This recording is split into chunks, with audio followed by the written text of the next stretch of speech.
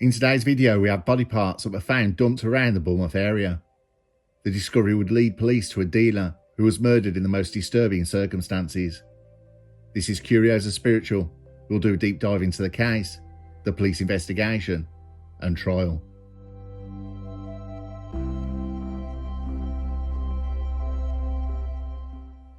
In the tranquil coastal town of Bournemouth, England, the summer of 2023 was shattered by a series of gruesome discoveries that led to one of the most harrowing murder investigations in recent history. The dismembered remains of 49-year-old Simon Shotton were found scattered across various locations, sending shockwaves through the community and prompting a meticulous investigation that unravelled a chilling tale of betrayal, addiction, and violence.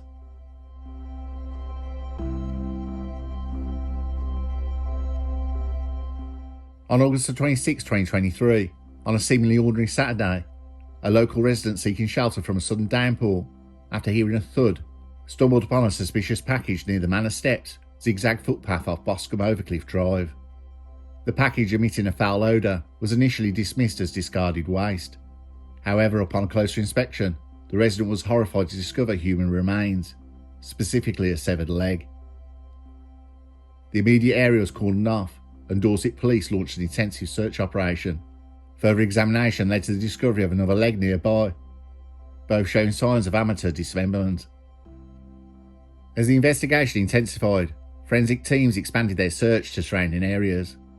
On September the 2nd, in the garden of a property on Aylesbury Road, officers uncovered 2 black bin bags concealed beneath a wheelbarrow. Inside they found severed arms, each cut mid-upper arm. The discovery deepened the mystery, raising questions about the victim's identity and the circumstances leading to such a gruesome end. The search efforts culminated on September the 6th when officers scouring Boscombe Chin Gardens detected a pungent odour emanating from the hedgerow. Hidden within was a black suitcase containing a headless human torso. The state of decomposition suggested that the remains had been there for several days. This discovery was particularly distressing as it indicated a calculated effort to disperse the body parts across multiple locations, complicating the investigation and heightening public anxiety.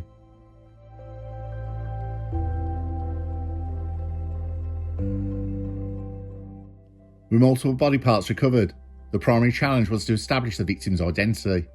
Forensic experts conducted DNA analysis on the remains, and by August 31st, a complete DNA profile was obtained, revealing the victim to be 49-year-old Simon Shotton.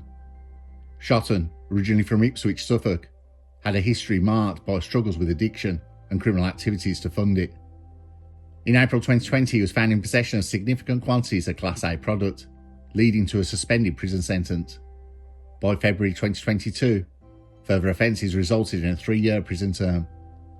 Upon his release in September 2022, Simon Shotton sought a fresh start in Bournemouth, attempting to distance himself from the past threats and substantial debts.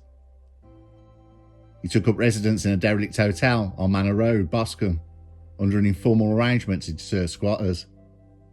Despite his efforts to reform, he continued his involvement in using and dealing, operating under the alias of Rio.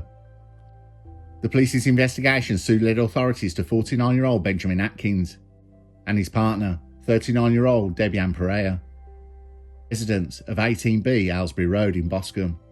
Both were deeply entrenched in addiction, using Class A product of all kinds.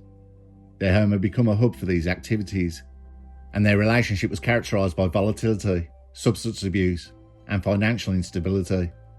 In mid-2023, Shotton's unstable living conditions prompted him to seek alternative accommodations.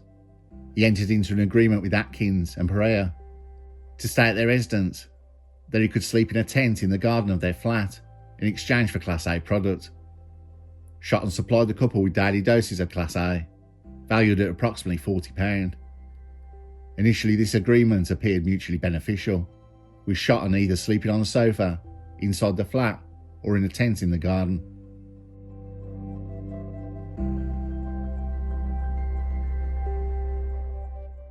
Over time, tensions escalated within the household. Atkins grew increasingly dissatisfied, believing that Shotton was not providing sufficient Class A product in return for his stay. This dissatisfaction was heightened by Shotton's habit of using in front of the couple without sharing. Arguments became frequent, and the once amicable relationship deteriorated rapidly. In the early hours of August the 18th, 2023, the simmering tensions reached a violent climax. Atkins and Pereira left their residence around 4 a.m. to procure Class A product. During this outing, Atkins stole £30 from Shotton's wallet. Upon their return, a heated confrontation ensued when Shotton discovered the theft. Pereira paid back the money owed in order to try and keep the peace. Atkins threatened Shotton into giving him extra gear on the side in addition to the agreed amount. A blackmail threat. If he didn't do it, Atkins would report Shotton's dealing to his probation officer, which would result in him being returned to prison in breach of his licence. The argument soon escalated into a physical altercation in the utility room of the flat. Now, according to court testimonies, Atkins claimed that Shotton attacked him with a knife, leading to a struggle of self-defence. In the midst of the fight, Atkins grabbed a speaker and struck Shotton multiple times in the head. Shotton received several knife wounds to both his arms and hands, trying to defend himself, and he had 12 sharp force wounds to his torso, shoulder and back. The final blows that killed Simon Shotton were inflicted when Atkins was on top of him and stove Shotton's head in with a speaker several times, resulting in his death. Pereira, present during the incident, later described feeling paralysed and scared, unable to intervene.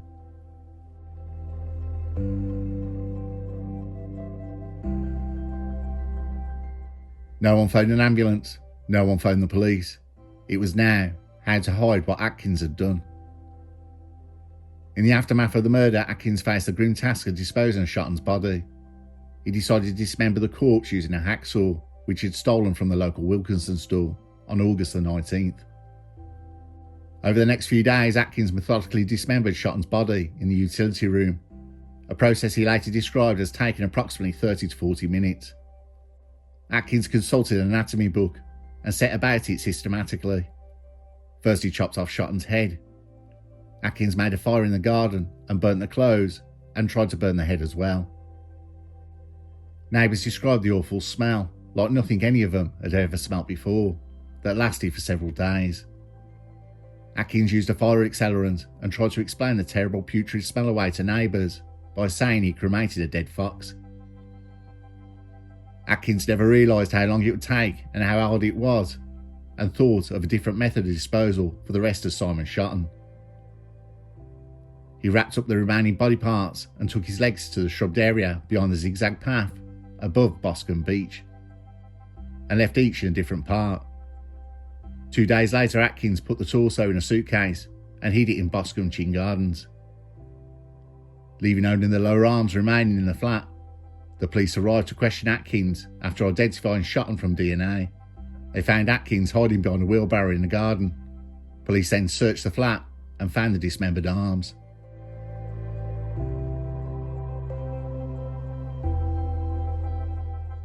The discovery of human remains in various locations around Boscombe in late August 2023 prompted a significant investigation by Dorset Police's Major Crime Investigation Team, led by Detective Chief Inspector Neil Third. The initial find of severed legs near the Manor Steps zigzag footpath on August 26, 2023 was followed by the recovery of additional body parts, including the torso located in a suitcase on Boscombe Chin Gardens on September the 6th. Police had the DNA analysis and it confirmed the remains belonged to 49-year-old Simon Shotton. Parts of the skull were found months after, but the whole skull has never been found. On September the 2nd, 2023, Benjamin Atkins and his partner Debbie Ann Pereira were arrested on suspicion of murder. During initial police interviews, Atkins exercised his right to remain silent, while Pereira provided inconsistent accounts of the events. A covert recording of their conversation in a police van revealed discussions about the crime, with Atkins instructing Pereira to maintain a specific narrative. Atkins admitted to killing Shotton, but claimed it was in self-defence during a violent altercation. He described dismembering the body and disposing of the parts in various locations around Boscombe. Pereira, while denying any involvement in the murder, admitted to assisting in the disposal of the evidence.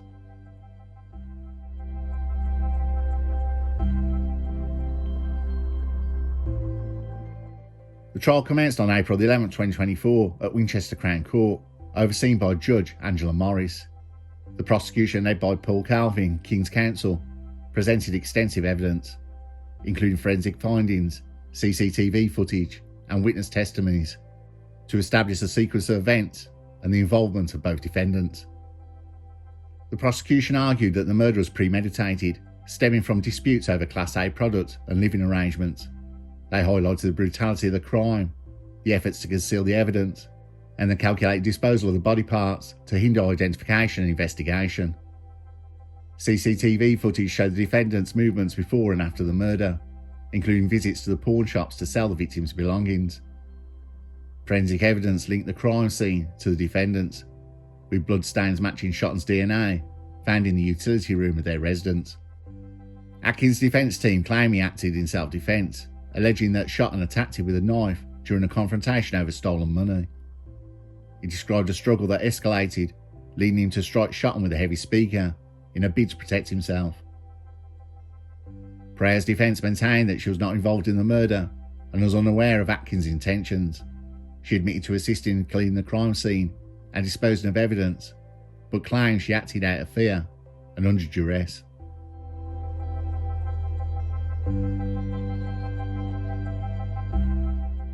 On May 22, 2024, the jury found Benjamin Atkins guilty of murder by a majority verdict of 11-1. He was sentenced to life imprisonment with a minimum term of 30 years. The judge described the crime as a gruesome and calculated act of violence. Debbie Ann Pereira was acquitted of murder, but found guilty of perverting the course of justice. She received a sentence of 5 years in prison. The judge acknowledged her lesser role, but emphasised the seriousness of her actions in assisting to conceal the crime.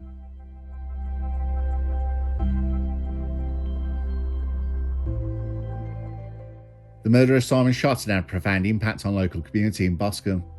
The gruesome nature of the crime and the disposal of body parts in public areas caused widespread shock and fear among residents. The case highlighted issues related to addiction, homelessness, and the vulnerabilities of individuals involved in such lifestyles. At the time of his death, Simon Shotton was incredibly thin and sick. The jury seen through Atkins and they were right in the murder charge. Reading the court documents, Simon Shotton was estranged from his family to try and keep them out of his addiction. Everyone described him as a nice guy. The judge in his final comment said Atkins never revealed what he'd done with the rest of the head. Atkins accounts that his teeth and the rest of his skull burnt in the fire and crumbled to ash when he touched it with a trowel. The judge said this was utterly implausible, and the additional distress caused to Simon's family from knowing that the parts of their father's body have not been found.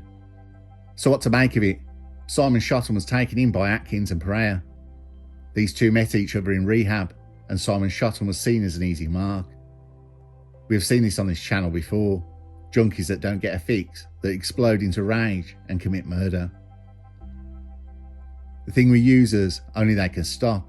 No one can do it for them. They reach a point where it's enough, too much, and decide to change and quit. It's a harder road to stay clean, and so easy to fall back into when life tries to knock you down.